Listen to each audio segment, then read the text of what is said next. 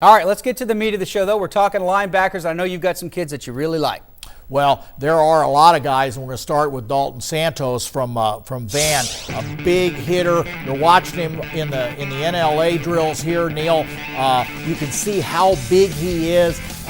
Wears number 78 because sometimes he's got to go play in the offensive line, but he's a throwback guy to the old 4-3 linebackers that played in the 50s and the 60s, a Ray Nitschke, a Tommy Novus, a Dick Butkus. Committed originally to Oklahoma State, just switched his commitment within the last couple of weeks to the University of Tennessee. And everybody has kind of been on him. Alabama, OU, Michigan, A&M, so he has all the big guys after him. Yeah, and he's a 4-3 middle linebacker. C-gap to C-gap. Look out, folks. He's going to track you down. All right, let's talk about Lincoln Richard, kid from Everman High School. Another big guy.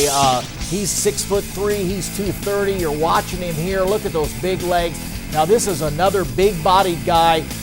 What's really interesting about him, Neil, is he is a 6'8" high jumper at 230 pounds. He's uncommitted.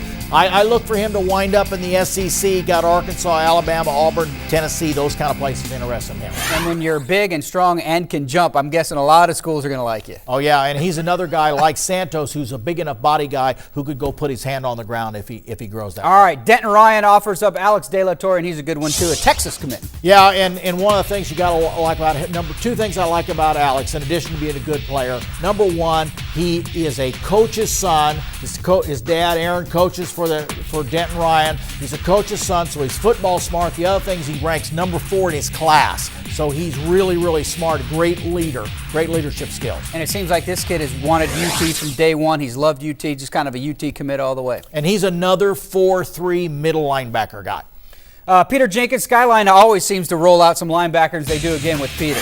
Yeah, and he's a guy that they've had a great crew of linebackers over the years, and he's played with all those. He is really, really fast. He's such a good athlete, Neil, that last year Coach Samples put him at tailback about the 4th game, and he rushed for right at 1,000 yards over the last part of the season. So he's probably the most athletic guy among all the linebackers. Yeah, in fact, we talked with Coach Samples earlier this week, and he was saying he sideline to sideline, talk about that running back speed. He can go sideline to sideline and chase down the other running backs. Absolutely. Yeah. Great weapon to have. Euless Trinity, also, you might have heard of them. They've had some good players as well, and Brian Nance is one of those this year. Yeah, and as you can see, he's being recruited by everybody nationwide.